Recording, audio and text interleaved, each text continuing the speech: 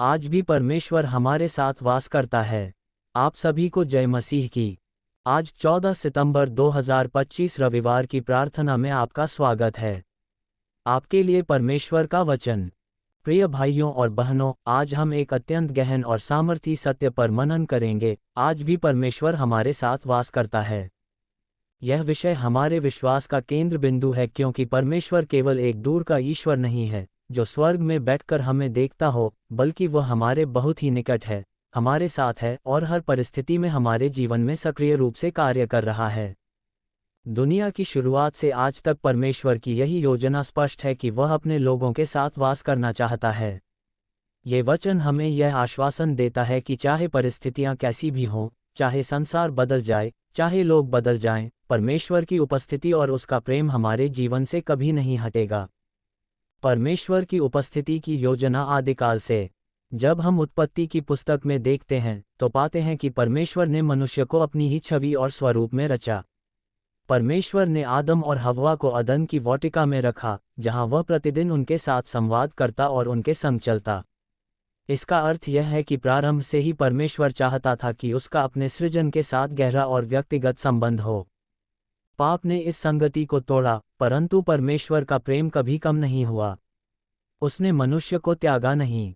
जब इस्राएलियों को मिस्र की दास्ता से छुड़ाया गया, तब परमेश्वर ने मूसा को तंबू टैबरनेकल बनाने का आदेश दिया ताकि वह अपने लोगों के बीच वास कर सके।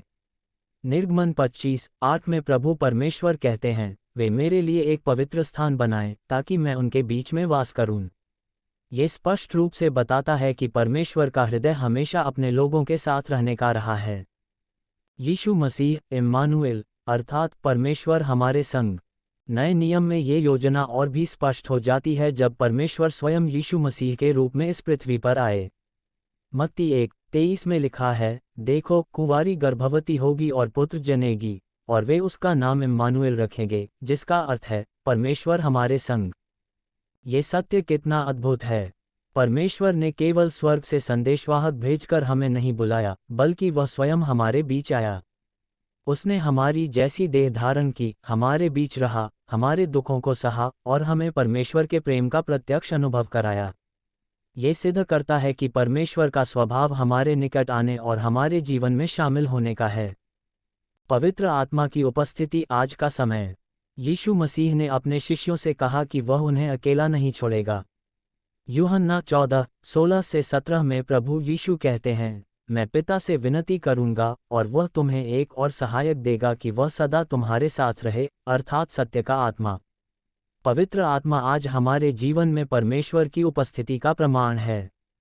वह हमें मार्गदर्शन करता है, सांत्वना देता है और हमें परमेश्वर के साथ गहरे संबंध में ले जाता है। भाइयों और बहनों, पवित्र आत्मा के बिना कोई भी मसीही जीवन नहीं जी सकता। पवित्र आत्मा हमें पाप से सचेत करता है, हमें सही मार्ग दिखाता है और हमें सामर्थ्य देता है कि हम परमेश्वर के साथ बने रहें। यह इस बात का प्रमाण है कि परमेश्वर केवल बाइबल के दिनों में ही अपने लोगों के साथ नहीं था, बल्कि आज भी वह हमारे साथ है और हमारे भीतर रहता है। कठिन समय में परमेश्वर का साथ। अक्सर लोग ये सोचते हैं कि जब जीवन में कष्ट आते हैं, समस्याएं बढ़ती हैं, तो शायद परमेश्वर हमारे साथ नहीं है। लेकिन बाइबल हमें एक अलग दृष्टिकोण देती है। भजन संहिता 23:4 में लिखा है, चाहे मैं घोर अंधकार की तराई में होकर चलूं, तो भी हानि से न डरूंगा, क्योंकि तू मेरे संग रहता है। कठिन समय में ही हमें परमेश्वर की उपस्थिति का सबसे अधिक अनुभव होता है। जब मनुष्य हमें छोड़ देता है, जब मित्र और रिश्तेदार साथ नहीं रहते, तब हमारा स्वर्गीय पिता हमारे साथ खड़ा होता है। उसकी उपस्थिति केवल सुख के समय में नहीं बल्कि हर परिस्थिति में है। हमारे घरों में परमेश्वर की उपस्थिति। प्रियजनों, परमेश्वर केवल कलीसिया की इमारत में नहीं रहता, वह हमारे घरों में भी वास करना चाहता है। जब हम अपने घरों में प्रार्थना करते हैं, परमेश्वर का वचन पढ़ते हैं और पवित्र जीवन जीते हैं, तब परमेश्वर की महिमा हमारे परिवार पर उतरती है। मत्ती 18:20 में प्रभु यीशु कहते हैं, क्योंकि जहां 2 या 3 मेरे नाम से इकट्ठे होते हैं, वहां मैं उनके बीच में होता हूं। इसका अर्थ है कि जब हम परिवार के साथ प्रार्थना करते हैं, वहां परमेश्वर स्वयं उपस्थित होता है। परमेश्वर का वचन हमारे साथ। आज के युग में परमेश्वर का वचन भी उसकी उपस्थिति का प्रमाण है। जब हम बाइबल पढ़ते हैं तो परमेश्वर हमसे व्यक्तिगत रूप से बात करता है। उसका वचन हमारे मार्ग को प्रकाशित करता है। भजन संहिता 119:105 कहती है, तेरा वचन मेरे पाँव के लिए दीपक और मेरे मार्ग के लिए उजियाला है। ये वचन हमें यह विश्वास दिलाता है कि परमेश्वर हमारे हर कदम में हमारे साथ है। वह हमें अंधकार में नहीं छोड़ता। परमेश्वर का हमारे जीवन में कार्य। जब हम अपने जीवन पर पीछे मुड़कर देखते हैं तो पाते हैं कि परमेश्वर का हाथ हर परिस्थिति में हमारे साथ था। कभी हम सोचते हैं कि हम अकेले हैं, लेकिन परमेश्वर अदृश्य रूप से हमारे जीवन की हर परिस्थिति को संभाल रहा है। उसने हमें खतरों से बचाया, बीमारियों से चंगा किया, आर्थिक संकटों में हमारी मदद की और हमें जीवन के हर मोड़ पर सही दिशा दी। यिर्मयाह 29:11 में प्रभु परमेश्वर कहते हैं, क्योंकि यहोवा की यह वाणी है कि मैं तुम्हारे लिए जो कल्पनाएं करता हूँ उन्हें मैं जानता हूँ, वे कल्याण ही की हैं, न कि हानि की, ताकि तुम्हें आशा का भविष्य दूं। ये पद हमें आश्वासन देता है कि परमेश्वर हमारे साथ न केवल आज है, बल्कि उसने हमारे भविष्य के लिए भी योजना बनाई है। मसीही जीवन में परमेश्वर की उपस्थिति का महत्व। यदि हम परमेश्वर की उपस्थिति का अनुभव करना चाहते हैं तो हमें प्रार्थना, वचन, उपवास और पवित्र जीवन को अपने जीवन का हिस्सा बनाना होगा। जब हम अपने दिल को परमेश्वर के सामने विनम्र करते हैं तब वह हमारे जीवन में सामर्थ्य के साथ प्रकट होता है। प्रिय भाइयों और बहनों, परमेश्वर की उपस्थिति ही हमें जीवन के हर संघर्ष में विजय दिलाती है। जब हम उसकी उपस्थिति में चलते हैं तो भय दूर हो जाता है, निराशा समाप्त हो जाती है और हमारा विश्वास दृढ़ हो जाता है।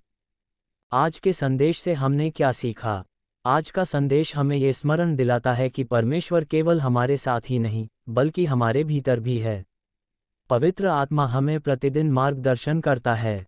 इस सच्चाई को जानकर हमें जीवन में विश्वास और साहस के साथ आगे बढ़ना चाहिए।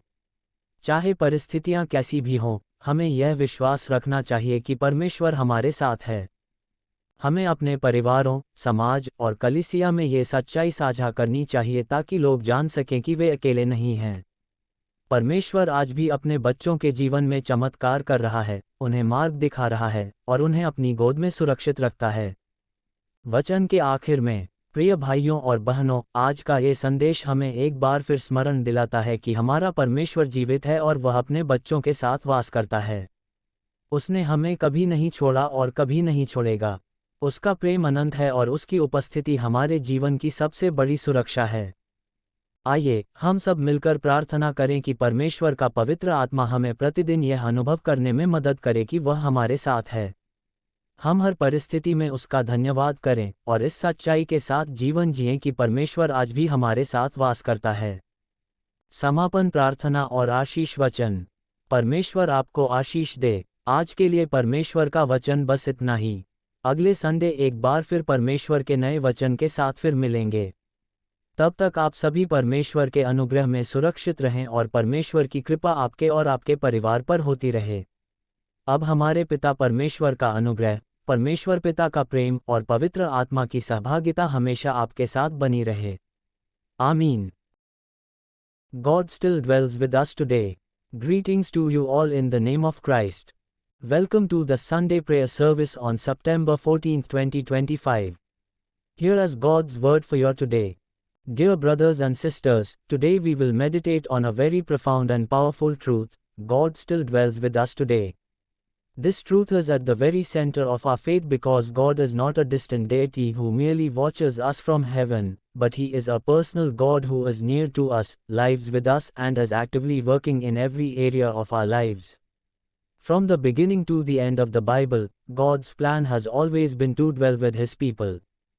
This message assures us that no matter what circumstances we face, no matter how much the world changes, and even if people change, God's presence and love will never depart from our lives. God's desire to dwell with humanity from the beginning. In the book of Genesis, we see that God created man in His own image and likeness. He placed Adam and Eve in the Garden of Eden, where He walked with them and spoke to them daily. This reveals God's original intent, to have a deep and personal relationship with His creation. Sin broke this fellowship, but God's love never diminished. He did not abandon humanity. When He delivered Israel from slavery in Egypt, He commanded Moses to build a tabernacle so that his presence would be with his people. In Exodus chapter 25:8, God says, "Let them make me a sanctuary, that I may dwell in their midst." This shows that God's heart has always been to live among his people. Jesus Christ, Emmanuel, God with us. In the New Testament, God's plan became clearer when he himself came to earth in the person of Jesus Christ.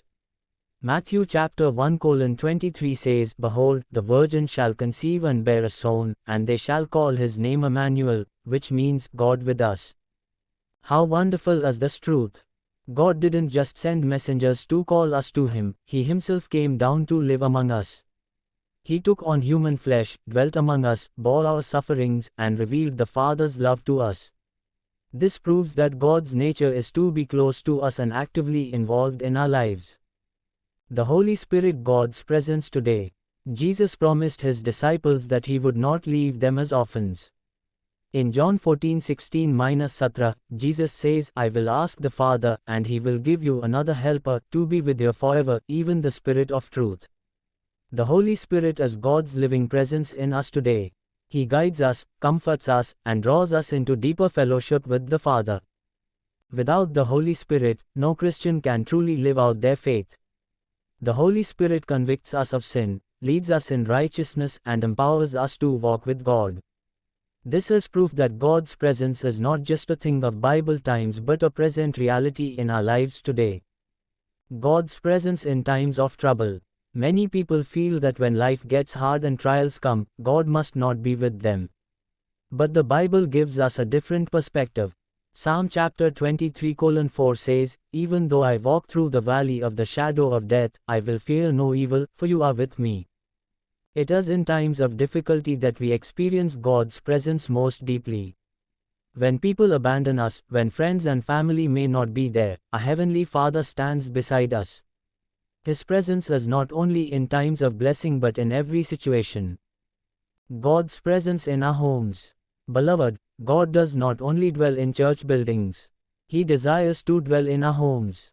When we pray together, read His Word, and live holy lives, His glory descends upon our families. In Matthew 18:20, Jesus says, "For where 2 or 3 are gathered in my name, there am I among them." This means that when we pray with our families, Jesus Himself is present with us. God's Word, a sign of His presence. In today's world, the Bible itself is a powerful proof of God's presence. When we read Scripture, God speaks to us personally. His Word lights our path. Psalm chapter 119:105 says, "Your word is a lamp to my feet and a light to my path." This verse assures us that God is with us every step of the way. He does not leave us to walk in darkness. God's work in our lives. If we look back over our lives, we will see God's hand in every season. Even when we felt alone, God was silently guiding us, protecting us, and shaping our journey. He has saved us from danger, healed us from sickness, provided in times of lack, and directed us at every crossroads. Jeremiah chapter 29:11 says, "For I know the plans I have for you, declares the Lord, plans for welfare and not for evil, to give you a future and a hope." This is a beautiful assurance that God is with us not only today but also has a perfect plan for our future. The importance of God's presence in a believer's life. To truly experience God's presence, we must devote ourselves to prayer, fasting, reading His Word, and living holy lives. When we humble ourselves before God, His presence manifests powerfully in our lives. Brothers and sisters, it is God's presence that gives us victory in every battle. When we walk with Him, fear is cast out, despair disappears, and our faith grows stronger.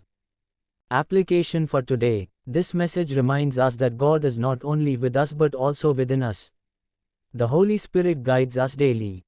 With this truth, we should move forward in life with faith and courage. No matter what challenges we face, we can be confident that God is with us. We must share this truth with our families, communities, and churches so that others can know they are not alone. God is still performing miracles, guiding His children, and holding them safely in His arms. What we have learned from today's message. Dear brothers and sisters, today's message reminds us once again that our God is alive, and He dwells with His children. He has never left us, and He never will. His love is everlasting, and His presence is our greatest security. Let us pray together that the Holy Spirit helps us experience God's presence daily. May we thank Him in every circumstance and live with the assurance that God still dwells with us today. Closing blessing and benediction. May God bless you. That is all for today's message. Next Sunday, we will gather again to receive a new word from the Lord. Until then, may you remain safe in His grace, and may His favor rest upon you and your family. Now may the grace of God the Father, the love of our Heavenly Father, and the fellowship of the Holy Spirit be with you always. Amen.